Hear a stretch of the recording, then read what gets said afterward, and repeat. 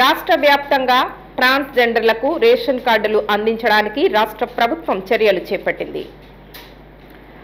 రాష్ట్రంలోని ట్రాన్స్జెండర్లకు తొలిసారిగా రేషన్ కార్డులు జారీ చేస్తున్నారు. ఎన్నికల సమయంలో కూటమి పార్టీ నాయకులు డిప్యూటీ సీఎం పవన్ కళ్యాణ్ ఇచ్చిన హామీ మేరకు ట్రాన్స్జెండర్లకు రేషన్ కార్డులు అందిస్తున్నారు.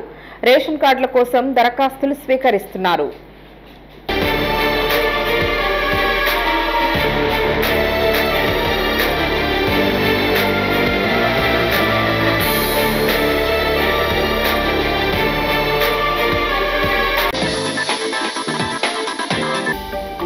హలో అండి, నేను మీ గిరాక్ Sita. Please do subscribe to Nandyal communications.